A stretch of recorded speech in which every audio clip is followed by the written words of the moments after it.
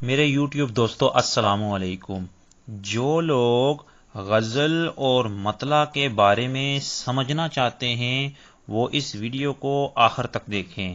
اگر ویڈیو کو بیچ میں چھوڑ دیا تو غزل اور مطلع کے بارے میں سمجھنے سے قاصر رہیں گے۔ غزل کا تعارف۔ غزل کے معنی ہیں عورتوں سے گفتگو کرنا، عورتوں کے حسن و جمال کی تعریف کرنا، عورتوں کی مدح و ستائش کرنا۔ شکار کے وقت ہرن کے منہ سے نکلنے والی دردناک آواز کو بھی غزل کہتے ہیں۔ میرے یوٹیوب دوستو، آئیے جانتے ہیں مطلع کے بارے میں۔ مطلع کے لغوی معنی طلوع ہونے کی جگہ، اطلاع، آغاز، شروع یا آگاہ کے ہیں۔ شعری اصطلاح میں غزل اور قصیدے کے پہلے شعر کو، جس کے دونوں مصرے ہم قافیہ اور ہم ردیف ہوتے ہیں، مطلع کہلاتا ہے۔ مطلع دراصل اپنے بعد کے تمام اشعار کے آنے کی اطلاع دیتا ہے، یعنی غزل یا قصیدے کے باقی تمام اشعار کا تعارف کراتا ہے۔ غزل میں ایک سے زیادہ مطلع بھی آ سکتے ہیں، مگر یہ سب آغاز میں آتے ہیں۔ انہیں مطلع ثانی، مطلع ثالث کہتے ہیں۔ ایسے تمام مطلعوں کے بعد جو شعر آتا ہے اسے حسن مطلع کہا جاتا ہے۔ اگر غزل کے پہلے شعر کے دونوں مصرے ہم قافیہ اور ہم ردیف نہ ہوں تو غزل کا پہلا شعر تو کہلائے گا، مطلع نہیں کہلائے گا۔ مطلع کو سمجھانے کے لیے یہاں 3 مختلف غزلوں کے مطلع دیے گئے ہیں۔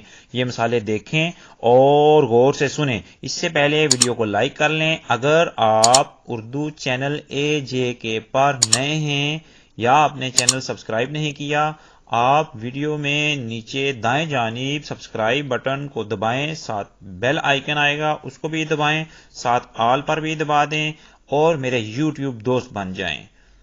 پہلا شعر ہے مطلع کا۔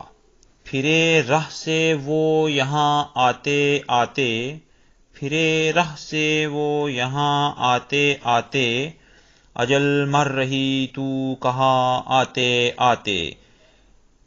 مطلع کی پہچان میں نے آپ کو اس ویڈیو کے شروع میں بتا دی تھی کہ مطلع کے دونوں مصرے ہم قافیہ و ہم ردیف ہوتے ہیں۔ مطلع غزل کا پہلا شعر ہوتا ہے اور اس کے دونوں مصرے ہم قافیہ و ہم ردیف ہوتے ہیں۔ اس میں دیکھیں کہ پہلا جو شعر ہے اس میں یہاں کہاں دونوں مصروں میں قافیہ موجود ہے، یہاں کہاں ہم قافیہ ہیں، آتے آتے ردیف ہے۔ ٹھیک ہے، قافیہ ہم آواز کو کہتے ہیں اور ردیف قافیہ کے بعد میں آتا ہے۔ ردیف کا معنی ہوتا ہے گھڑ سواری کے پیچھے سوار ہونے والا یا قافیے کے پیچھے آنے والی فوج۔ تو یہ ردیف جو ہوتا ہے یہ پوری غزل میں یا قصیدے میں ایک ہی لفظ ہوتا ہے اور بار بار دہرایا جاتا ہے۔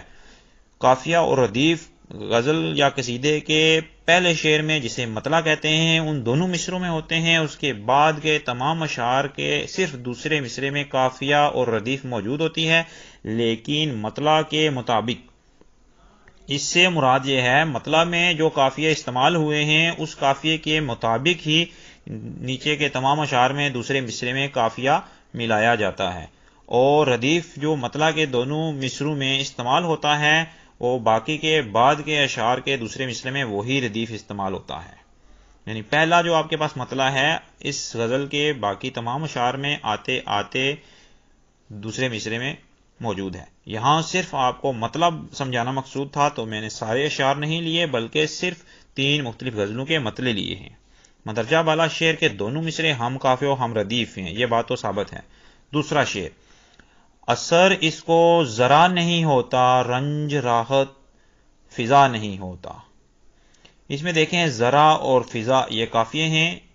مطلع کی پہچان یہی ہے کہ اس کے دونوں مصرے ہم قافیہ و ہم ردیف ہوتے ہیں۔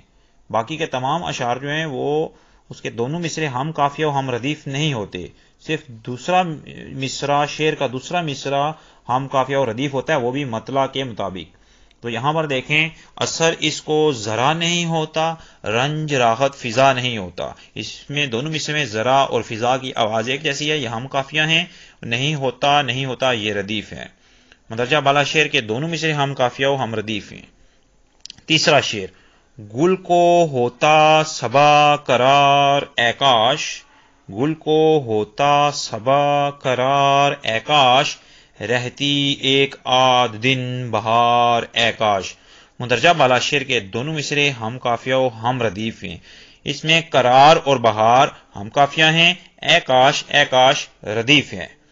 یہ ویڈیو میں نے اپنے یوٹیوب دوستوں کے لیے بنائی ہے تاکہ وہ غزل کا مطلع اور غزل کے بارے میں جان سکیں۔ آپ کے دوسرے دوست جو آپ کے اسکول کے اندر، آپ کے کالج یا آپ کی یونیورسٹی میں آپ کے ساتھ پڑھتے ہیں، آپ ان کو یہ ویڈیو لنک بھیجیں تاکہ وہ بھی غزل اور مطلع کے بارے میں اچھی طرح سے جان سکیں۔